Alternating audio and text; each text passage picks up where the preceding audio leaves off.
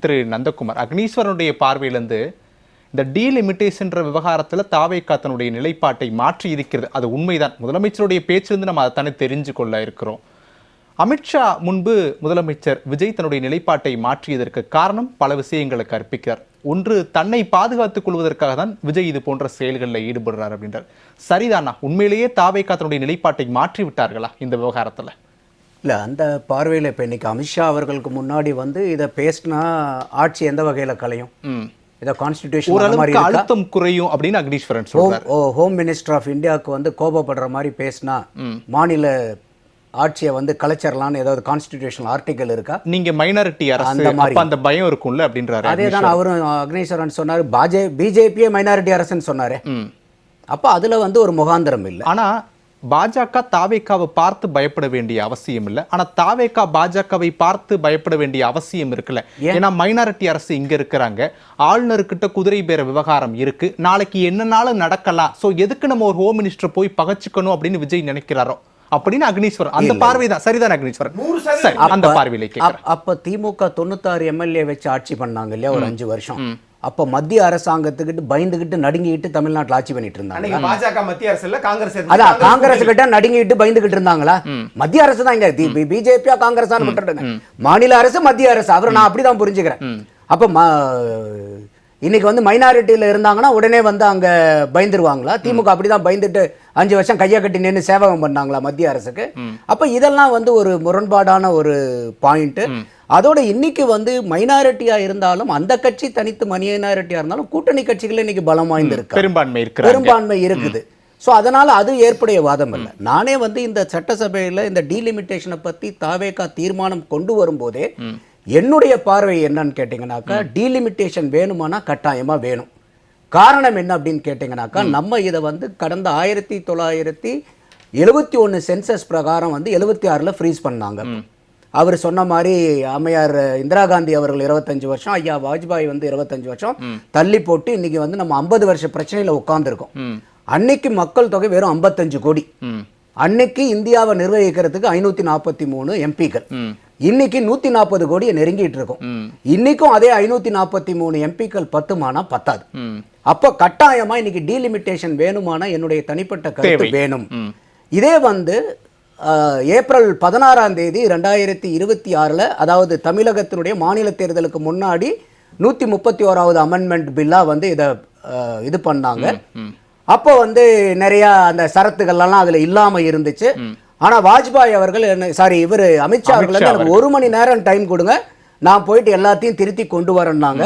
அப்பயே நம்ம கேட்டோம், இது ஒரு நல்ல வாய்ப்பு தானே, ஏன் இதை விடுறாங்கும் போது அன்னைக்கு அந்த டிராப்ட் எல்லாம் எரிச்சு திமுக அதை கவனத்திலேயே எடுத்துக்கல. அப்போ அன்னைக்கு இருக்கக்கூடிய அதே 50% தான் இன்னைக்கு அவங்க ஃப்ளோட் பண்றது.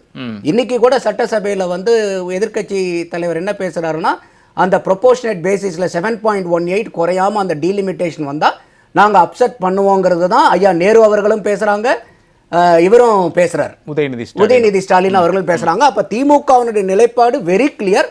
7.18% வந்தா நாங்க வந்துருவோம். இல்ல நந்தகுமார் சார், திமுகவுடைய நிலைப்பாடு ரொம்ப கிளியரா இருக்கு. 7.18 விகிதாச்சாரம் அப்படின்றது எங்களுக்கு கட்டாயம்ன்றாங்க.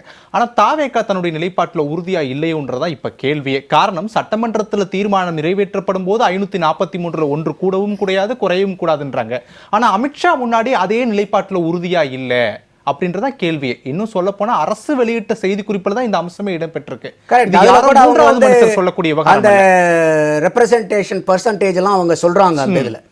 சோ அப்ப அதுக்கப்புறம் ஒரு கிளாரிபிகேஷன் நிர்மல்குமார் அவர்கள் கொடுக்குறாங்க. இல்ல அப்ப என்னுடைய பார்வை வெளியில என்னனாலும் சொல்லலாம். ஆனா அமித்ஷா முன்னாடி ஏன் உங்க நிலைப்பாட்டுல நீங்க உறுதியா இல்லைன்னு தான் கேட்கிறாங்க. இதுல என்ன ஒண்ணுன்னா, இப்ப எனக்கே நான் சொன்னேன் இந்த டீலிமிட்டேஷன் வேணும்னு சொல்றேன், இந்த ப்ரொபோர்ஷனேட் பேசிஸ் அஃபெக்ட் ஆகக்கூடாதுங்கிறது உடன்பாடு உண்டு.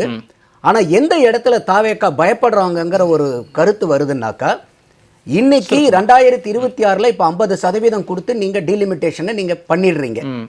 2036 திருப்பி 10 வருஷம் கழிச்சு சென்சஸ் எடுப்பீங்க. ஆர்டிகல் 82 என்ன சொல்லுது? ஒவ்வொரு 10 வருஷத்துக்கு அப்புறமும் சென்சஸ் எடுத்ததுக்கு அப்புறம் நீங்க டீலிமிட்டேஷன் பண்ணணும்னு சொல்லுது. அப்ப இன்னைக்கு நீங்க 50% கொடுக்குற மாதிரி கொடுத்து 36ல புடுங்கிட்டீங்கன்னா அப்ப உள்ளதும் போச்சுங்கிற மாதிரி ஆயிடுமே. அப்ப இன்னைக்கு தாவேகா பயப்படுறதோ அதுக்கு தான் ஃப்ரீஸ் நீங்க பண்ணுங்கன்றாங்க. என்ன ஒரு காரணம் அப்படின்னு கேட்டீங்கன்னா, ஆர்டிகிள் 81 தெளிவா சொல்லுது. சுருக்கமா நம்மளுடைய மக்கள் தொகைக்கு எகைன்ஸ்ட் சார்பா வந்து நம்ம இந்த ஸ்டேட்டுக்கு உண்டான எம்பிக்களுடைய எண்ணிக்கை இருக்கணுங்கிறது. அப்போ நீங்க ஆர்டிகிள் 81 அமெண்ட்மெண்ட் பண்ணாம நீங்க வெறும் 50% நாங்க பிளாட்டா கொடுக்கிறோம் அப்படின்னு சொன்னீங்கன்னா இது வந்து கான்ஸ்டிடியூஷனல் கான்ட்ரடிக்ஷன். சரி, ஓகே. நீங்க 50% ப்ரோரேட்டா, ஆனா ஆர்டிகிள் 81 நீங்க வந்து அமெண்ட்மெண்ட் பண்ணலனா பெரிய சிக்கல் வந்துரும். அப்போ நீங்க ஆர்டிகிள் 81 அமெண்ட் பண்ணணும். அந்த அமெண்ட்மெண்ட் பண்ணும்போது நமக்கு சூப்பர் அதாவது ஸ்பெஷல் மெஜாரிட்டி 2/3 வேணும். ஒரே நிமிஷம், அது மட்டும் பத்தாது, அவங்க ராட்டிபிகேஷன் ஆஃப் ஸ்டேட் லெஜிஸ்லேச்சருக்கு போகணும். என்ன காரணம் கேட்டீங்கன்னா வெறும் நீங்க 2/3 மட்டும் இருந்துச்சுன்னா சுப்ரீம் கோர்ட் நீங்க போயிட்டு நீங்க வந்து இந்த ஆர்டிகிள் அமெண்ட் பண்ணாம நீங்க போனீங்கன்னா சுப்ரீம் கோர்ட் ரிவ்யூ பண்ணுவதற்கான காரணம் நந்தகுமார் சொல்லக்கூடிய விளக்கம் தான். சரி, நான் அந்த பாயிண்ட்ல இடத்துல என்ன கேட்டீங்கன்னாக்கா இன்னைக்கு குடுக்குற மாதிரி கொடுத்து புடுங்குற மாதிரி புடுங்கிட்டாங்கன்னா பிரச்சனை ஆயிடும். அத நினைச்சு தான் தாவேகா ப்ரொபோர்ஷனேட் பேசிஸ்ல திமுக சொல்றது நியாயம். ஆனா இதுல என்ன பண்ணனும்னா இதுக்கு மேல henceforth forever பாப்புலேஷன் பேசிஸ்ல டீலிமிட்டேஷன் வராது. ஒன்லி ப்ரொபோர்ஷனேட் பேசிஸ்ல டீலிமிட்டேஷன்ங்கறத அவங்க கான்ஸ்டிடியூஷனல் அமெண்ட்மெண்ட் பண்ணாம இன்னைக்கு அவங்க ப்ரோரேட்டா 50% எல்லா ஸ்டேட்டுக்கும் கொடுத்தாலும் இது நிக்காது, நிலைக்காது. சுப்ரீம் கோர்ட்ல சேலஞ்ச் செய்யப்படும். அப்படியே இருந்தாலும் 36ல உருவிடுவாங்க. சரி, ஓகே. நந்தகுமார் நிறைவா. நான் ஏற்கனவே சொன்ன மாதிரி இந்த டீலிமிட்டேஷன் வந்து ஃபார் எவர் பாப்புலேஷன் பேஸ்டு இல்ல ப்ரொபோர்ஷனேட் பேசிஸ்னு கொண்டு வரணும்னா இந்த ஆர்டிகிள் 81 வந்து 81(2)A 81(2)B இதெல்லாம் வந்து அவங்க அமெண்ட் பண்ணி கொண்டு வரணும். அடுத்தது வந்து இப்போ ஜென்ராம் பேசும்போது சொன்னாரு அவங்க வந்து அமித்ஷா பேசுனதுக்கு முன்னாடியே நாங்க எரிச்சிட்டோன்னு. நம்ம கேள்வி என்னன்னா அமித்ஷா 1 மணி நேரம் கொடுங்க நான் மாத்தி கொடுக்குறோம் நாங்க. அப்புறம் உங்களுடைய திமுகவுடைய ஸ்டாண்ட் அன்னைக்கு என்ன? அதுதான். அப்ப அன்னைக்கு வந்து 1 மணி நேரம் எதுக்கு சார், ஒரு நாள் கூட எடுத்துக்கங்க சார், நீங்க பில்ல பூரா நாங்க கேட்கிற மாதிரி நீங்க கொண்டு வாங்க. இப்ப இன்னைக்கு வந்து நீங்க இவ்வளவு தூரம் வந்து இன்னைக்கு சட்டசபையில 7.18 நாங்க ஓகேன்ட்டாங்க அவங்க. அப்ப அன்னைக்கு அதே தானே அந்த அன்னைக்கு அமித்ஷா சொன்ன அதே 50%க்கு இன்னைக்கு நீங்க இப்ப ஓகேன்றாங்க. அப்ப அவர் 1 மணி நேரம் கேட்கும்போது சார் ஒரு நாள் கூட எடுத்துக்கங்க சார், முடிச்சிட்டு வாங்க, நாங்க எல்லாம் உங்களுக்கு ஆதரவு கொடுக்குறோம்னு கொடுத்துருக்கலாமே.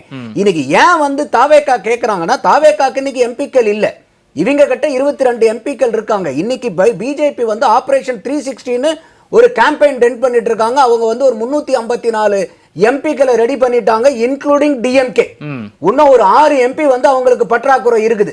அதனால இன்னைக்கு வரைக்கும் அந்த டேபிள் பண்ணல. ஏன்னா அதுக்கு வந்து ஸ்பெஷல் மெஜாரிட்டி 2/3 வேணும். அப்ப இன்னைக்கு திமுக சட்டசபையில பேசுறத பார்க்கும்போது தெல்ல தெளிவா தெரியுது அவங்க வந்து இந்த 50% ப்ரோரேட்டுக்கு சப்போர்ட் கொடுக்க போறாங்க, ஓட்டு போட போறாங்கன்னு.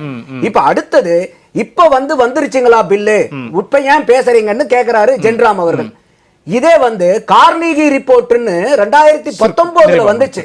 இவங்க 2024லயே ஐயா ஸ்டாலின் அவர்கள் வந்து இந்த டீலிமிட்டேஷனை பத்தி பேச ஆரம்பிச்சாரு. அப்பயே நம்ம கேட்டோம் எங்கயாவது மத்திய அரசாங்கம் டிராஃப்ட் கொடுத்திருக்கா, மத்திய அரசாங்கம் ஏதாவது பேசியிருக்கா, இப்ப எதுக்கு பேசுறீங்க? ஏன்னா 2019 வந்த ரிப்போர்ட்டை எடுத்துக்கிட்டு மத்திய அரசாங்கம் ஒண்ணுமே சொல்லாத போது டீலிமிட்டேஷனுக்காக கொடி பிடிச்ச திமுக இப்ப வந்து இன்னும் பில்லே போடலையே, அதுக்குள்ளார ஏன் வந்து நீங்க டீலிமிட்டேஷன் பத்தி பேசுறீங்கிறது அபத்தத்திலயும் அபத்தம்.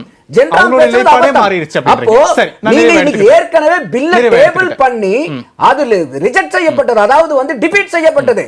இன்னைக்கு அந்த ஒரு 6 எம்பி ஷார்டேஜ்க்காக அவங்க வந்து ஸ்கவுட்டிங் அது வந்துச்சுன்னா எப்ப வருதோ அதுக்கு அடுத்த நாள் இந்த பில் டேபிள் ஆகும். அப்படி இருக்கும்போது இன்னைக்கு டீலிமிட்டேஷனை பத்தி ஏன் பேசுறீங்கன்னு ஜென்ராம் கேக்குறது அபத்தத்திலும் அபத்தம்.